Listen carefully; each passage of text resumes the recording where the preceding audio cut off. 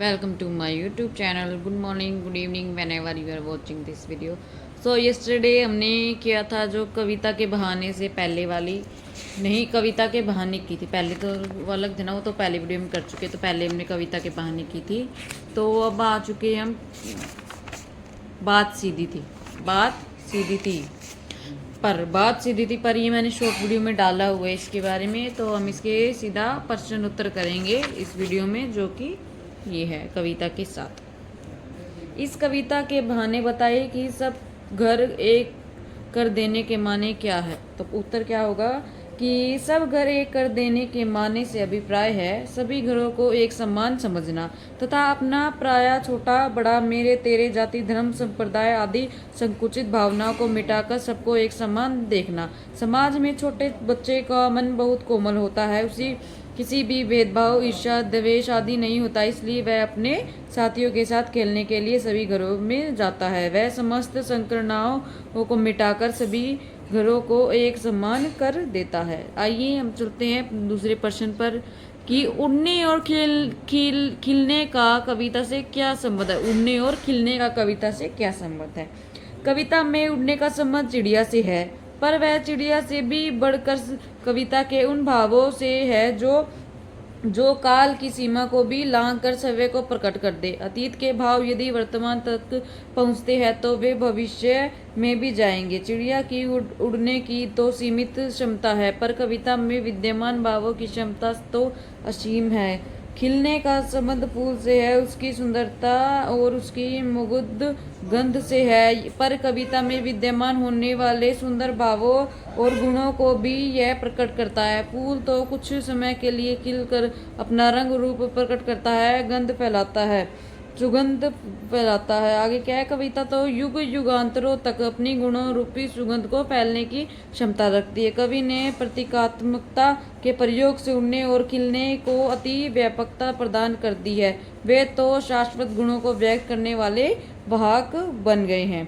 ठीक है, चलते हैं हमारे नेक्स्ट प्रश्न पर, जो कि है कविता और बच्चे को समानता रखने की क्या कारण हो सकते हैं। तो क्या है इसमें कि जो कोई बच्चा इस सृष्टि में आता है और इंसान के युगों पुरानी सभ्यता को वर्तमान में स्थापित करता है।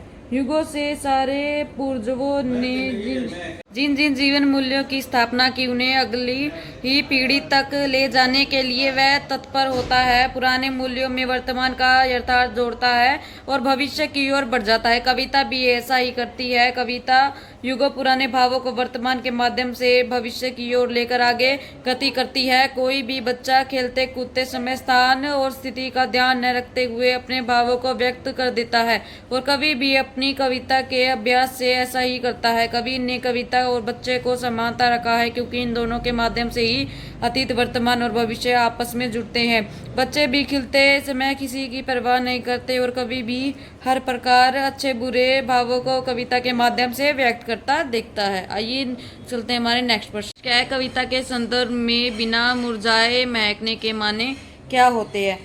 तो क्या लिखेंगे हम कि कविता के माध्यम से कवि के मधुर भाव व्यक्त होते हैं जो अपने समय और समाज को सुगंध प्रदान करते हैं। उन भावों का प्रभाव क्षणिक नहीं होता, वे चिरस्थायी होते हैं। वे युग युगांतर तक मानव सभ्यता को प्रभावित करते हैं। शाश्वत मूल्य तो मानव के लिए हर काल में संजीवनी का कार्य करते हैं। कविता में छिपे हुए श्रेष्ठ भाव और मूल्य तो बिना मुरझाए सदा महकते और रहते हैं। अतीत में वे वर्तमान को प्राप्त हुए और वर्तमान से आने वाली पीढ़ियों को प्राप्त होंगे। उनके द्वारा ही मानव सभ्यता के उच्च जीवन मूल्य गति प्राप्त करते हैं। प्रश्न क्या है हमारा, भाषा को सहूलियत से बरतने से क्या अभिप्राय है। क्या अभिप्राय है भाई।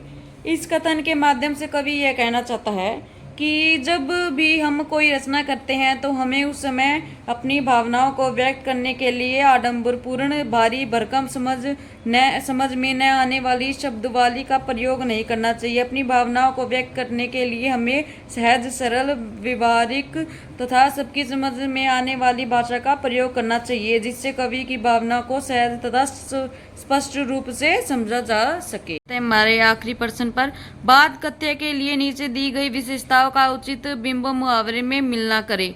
तो इसमें पहला है बिंब मुहावरा, जो कि है बात की चूड़ी मर जाना, बात की चूड़ी मर जाना विशेषता ये बहुत सारी है। तो इसका होगा हमारे बात का प्रभावहीन हो जाना। क्या होगा? बात का प्रभावहीन हो जाना। नेक्स्ट क्या है? बात की पेच खोलना। तो बात की पेच खोलने का रहेगा बात को सहज और स्पष्ट करना। ठीक है। और बात का शरारती बच्चे की तरह खेलना, इसका क्या होगा?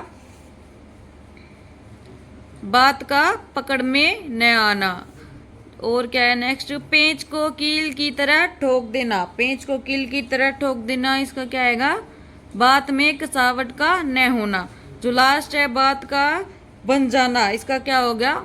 यही लास्ट। कथ्य और भाषा का सही सामंजस्य बनाना। Thank you to watch this video. Now I am ending this video.